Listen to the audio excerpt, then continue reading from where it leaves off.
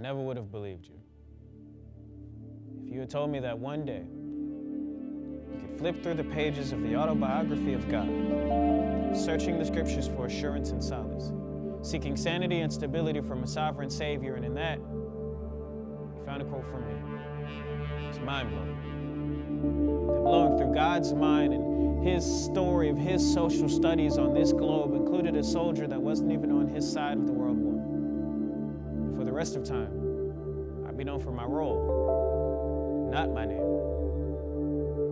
But what's crazier than me being in this text is the type he chose for his bestseller. I mean, we believed in Hercules, so it wasn't so much how God could be man, but how God can be this man. If the guy we booked is the Word made flesh, he must be a booklet, because he was so small. He wasn't God-like.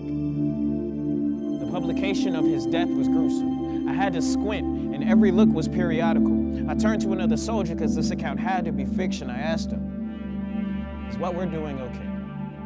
And he said, "Bro, sure." And he gave me a scroll. And I scrolled through that text to find where he said he was the Emmanuel. I knew something wasn't right. He seemed pretty novel because he crumpled so easy with his paper back. He might have been a loose leaf, but you couldn't say he was spineless, so I guess you can't judge a book by his cover. His volume was silent, as everyone else had their caps locked in their insults.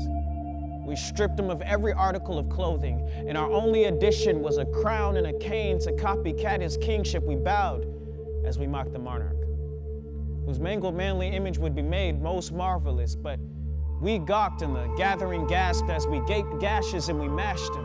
We were to beat him with passion till he passes. With sanctions, we are assassins. Just bash him till he gives up the phantom is what they asked us. Make it slow as molasses with blood splashes and shackles. Even though those nails were killing, he pressed on. Acrylic. He weaved us his hairs as we beat him out of existence. No fake lashes, even his eyelids were bleeding, and as he died, you could see his hair was red as he's sleeping. But as I saw his diligence, I started to think this wasn't made up.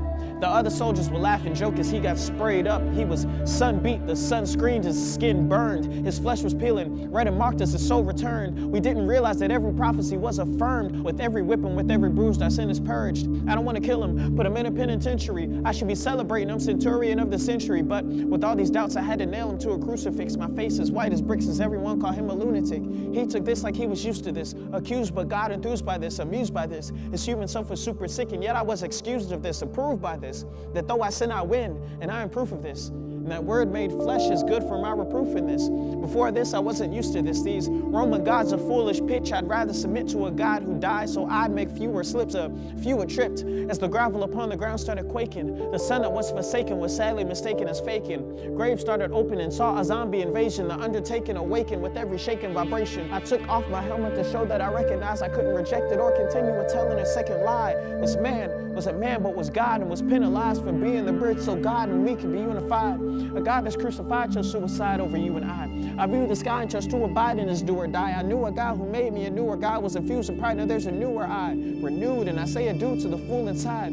But foolish eyes that tricked me the entire time, thinking that theology teeters on thinkers' minds. There can't be two truths, it's time that we're realigned. Nothing intertwined or redefined, cause this man is divine. They told me to take a spear and puncture him in the side to prove people slayed omnipotent power before their eyes. Pontius Pilate's partner predicted the fire they would find if they didn't free the faultless who'd fallen for others' crimes. The tarp in the temple was torn in two, and the light from the sun was gone. Surely this man is the Son of God, and surely we all were wrong. Surely.